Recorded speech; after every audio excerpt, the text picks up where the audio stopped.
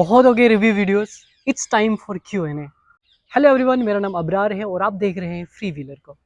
आपने review videos बहुत सारे देखे होंगे। अब टाइम है आपके क्वेश्चंस के आंसर्स करने का। आज मेरे पास है रॉयल एनफील्ड हंटर 350 2024 का मॉडल।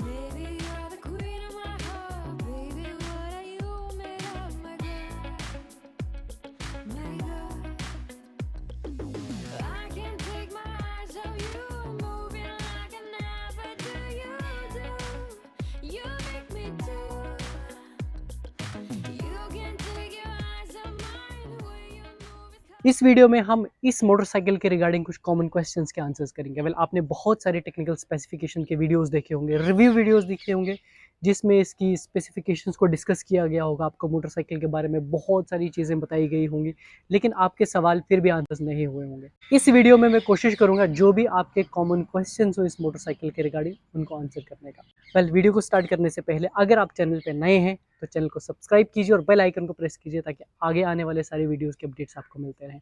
सबसे कॉमन जो क्वेश्चन मैंने देखा है लोगों का इस मोटरसाइकिल के रिगार्डिंग वो ये है कि इस मोटरसाइकिल को परचेज क्यों करें, क्योंकि इसके अलावा न्यू क्लासिक रॉयल एनफील्ड की भी लॉन्च हुई है रिसेंटली।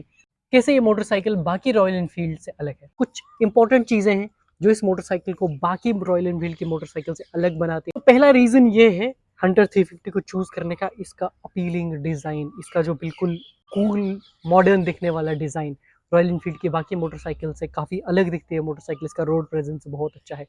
दूसरी चीज़ होगी अफोर्डेबल। ये अब तक की रॉयल एनफील्ड की सबसे सस्ती मोटरसाइकिल्स में से एक है। जैसे रॉयल एनफील्ड इस मोटरसाइकिल लॉन्च करने से पहले बताया था कि काफ़ी अफोर्डेबल मोटरसाइकिल होने वाली है, तो ये काफ़ी अफोर्डेबल मोटरसाइकिल है as compare to other models. तीसरी चीज़, मोटरसाइकिल लाइट वेट है, यानी ये मोटरसाइकिल ऑलमोस्ट रॉयल एनफील्ड की बाकी मोटरसाइकिल से बहुत ज़्यादा हल्की है। इसको आप किसी भी सिचुएशन में हैंडल कर सकते हैं। हर एक तरह के राइडर के लिए ये बहुत आसानी से मैनेज हो जाती है। उसके बाद जो एक रीज़न और है वो इस मोटरसाइकिल की एबिलिटी। इस मोटरसाइकिल को आप हैवी ट्रैफिक में लेके जा सकते हैं, हाईवे क्रूजिंग कर सकते हैं, मोटरसाइकिल से छोटा मोटा ऑफ रोड भी कर सकते हैं। ये सारे रीजन है इस मोटरसाइकिल को चूज करने के as compare to other Royal Enfield की मोटरसाइकिल। एक और मोस्ट कॉमन क्वेश्चन जो मैंने इस मोटरसाइकिल के रिगार्डिंग देखा है लोगों का वो ये है कि क्या इस मोटरसाइकिल को लेके ऑफ रोडिंग पे जा सकते हैं, हम ऑफ रोडिंग कर सकते हैं इस मोटरसाइकिल से। अगर आप मोटरसाइकिल के ग्राउंड क्लियरेंस को देखें, मोटरसाइकिल का ग्राउंड क्लियरेंस थोड़ा कम है। 150 mm का ही ग्राउंड क्लियरेंस है, जो कि इसको सूटेबल नहीं बनाता ऑफ रोडिंग के लिए। हेवी ऑफ रोडिंग के लिए ये मोटरसाइकिल सूटेबल नहीं है। उसके लिए आप दूसरी मोटरसाइकिल को कंसिडर कर सकते हैं, रॉयल एनफील्ड की, जैसे हिमालयन 450 अभी लॉन्च हुई है। इस मोटरसाइकिल के जो दो वेरिएंट्स है, एक रेट्रो और मेट्रो। अब रेट्रो और मेट्रो में डिफरेंस क्या है, तो इस वीडियो में आपको क्लियर करना चाहूंगा इन दोनों वेरिएंट्स में मेन डिफरेंस क्या है, क्योंकि थोड़ा बहुत प्राइस का भी डिफरेंस है। तो मेन डिफरेंस दोनों वेरिएंट्स में क्या है। सबसे पहले मेट्रो वेरिएंट जो है इस मोटरसाइकिल का, मेट्रो वेरिएंट ये वाला, ये ड्यूअल चैनल एबीएस के साथ आता है, और इसका जो रेट्रो वेरिएंट आता है वो सिंगल चैनल एबीएस के साथ आता है। और उसके अलावा दूसरा मेन डिफरेंस, इस मोटरसाइकिल मेट्रो में आपको एलॉय व्हील्स मिल जाते हैं, जबकि रेट्रो वेरिएंट में आपको स्पूक व्हील्स मिलते हैं। इस वाले वर्जन में आपको ट्यूबलेस टायर्स मिल जाते हैं एलॉय व्हील्स के साथ। रेट्रो वेरिएंट में आपको, जैसे कि मैंने बताया, स्पोक व्हील्स मिलते हैं और ट्यूब टायर्स के साथ वो मोटरसाइकिल आती है। यानी इस कंपेयर टू रेट्रो इसके टायर्स थोड़े बड़े हैं। क्लास डिफरेंस, मेन डिफरेंस जो विजिबल डिफरेंस है दोनों मोटरसाइकिल्स में वो है ग्रैब रेल। इसमें अगर आप देखेंगे मेट्रो वेरिएंट में आपको ओपन ग्रैब रेल मिल जाता है, जो कि काफ़ी अच्छा है, लेकिन रेट्रो वेरिएंट में आपको ग्रैब रेल थोड़ा सा आयरन का मिल जाता है, लोहे का, और वो बिल्कुल क्लोज्ड ग्रैब रेल है। ये जो विजिबल डिफरेंस है दोनों वेरिएंट। अफोर्डेबल मोटरसाइकिल की बात करें तो हर एक के मन में ये सवाल होता है, हर कोई ये सवाल पूछता है एक हंटर ओनर से कि भाई ये माइलेज कितना देती है। तो अगर इसकी माइलेज की बात करें, इस मोटरसाइकिल का 13 लीटर्स का टैंक है, जो कि इसका ओवरऑल माइलेज जो कंपनी ने क्लेम किया है वो 36 टू 38 किलोमीटर्स। लेकिन जब मैंने इस मोटरसाइकिल का माइलेज टेस्ट किया, इस मोटरसाइकिल अराउंड 33.3 किलोमीटर्स का माइलेज मुझे दिया। एक और कॉमन क्वेश्चन जो मैंने इस मोटरसाइकिल के बारे में लोगों से सुना है, जो लोगों ने पूछा है, क्या ये मोटरसाइकिल क्रूजिंग के लिए अच्छी है, इसे आप हाईवे क्रूजिंग या टूरिंग पे लेके जा सकते हैं। रॉयल एनफील्ड के कोई भी मोटरसाइकिल ऐसी नहीं है जिसको आप क्रूजिंग के लिए ना लेके जा सकें, इनकी पावर की वजह से, इनके टॉर्क की वजह से। इस स्पेसिफिक मोटरसाइकिल का अगर मैं बात करूँ, मैंने इस मोटरसाइकिल को 2 दिन से चला रहा हूँ और ऑलमोस्ट मैंने इस मोटरसाइकिल को एक साथ 40-45 किलोमीटर भी राइड किया है।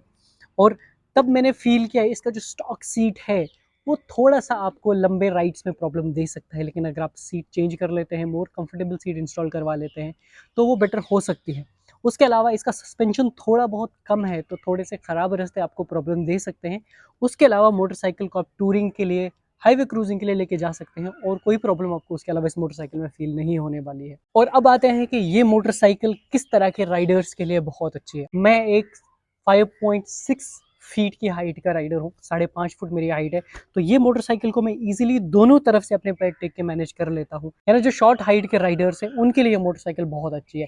सिंस ये मोटरसाइकिल लाइट वेट है, जो फीमेल राइडर्स हैं उनके लिए ये मोटरसाइकिल एक बहुत अच्छी चॉइस हो सकती है। तो ये होगी सारी अच्छी चीज़ें। कौन सी चीज़ें हैं जो आपको ध्यान में रखनी चाहिए, जो कि कुछ नेगेटिव पार्ट्स इस मोटरसाइकिल के बारे में हो सकते हैं।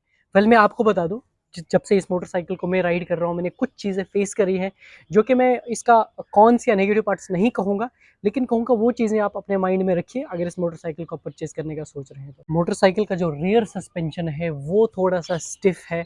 मोटरसाइकिल जब आप थोड़े से भी पॉटहोल से फिर ख़राब रास्तों में चलाते हैं तो थोड़ी सी प्रॉब्लम्स आपकी बैक को दे सकती है। मैंने इस मोटरसाइकिल को ऑलमोस्ट एक साथ 40-45 किलोमीटर राइड किया, तो थोड़ा सा मुझे जो मेरी टेल बोन में थोड़ी सी प्रॉब्लम फील हुई, थोड़ा सा जो स्टॉक सीट है वो अनकंफर्टेबल फील होता है, लेकिन अगर आप सीट चेंज करते हैं तो वो प्रॉब्लम आपकी बिल्कुल ही रिजॉल्व हो जाती है। अगर आप इसका रेयर सीट, पिलियन सीट देखेंगे, बिल्कुल छोटा है। ये मोटरसाइकिल बिल्कुल भी पिलियन फ्रेंडली नहीं है। ऑलराइट, तो ये थे कुछ कॉमन क्वेश्चंस जिनको मैंने आंसर करने की कोशिश की है इस वीडियो में। अगर आपके कुछ और सवाल है इस मोटरसाइकिल के रिगार्डिंग तो आप कमेंट्स में मुझसे पूछ सकते हैं। मैं कोशिश करूंगा जल्द से जल्द उनका आंसर करने की। वीडियो को यहीं खत्म करते हैं, लेकिन जाने से पहले अगर आप चैनल पे नए हैं तो चैनल को सब्सक्राइब कीजिए यार, सपोर्ट कीजिए, वीडियो को लाइक कीजिए, अपने दोस्तों के साथ शेयर कीजिए। Thank you so much for watching.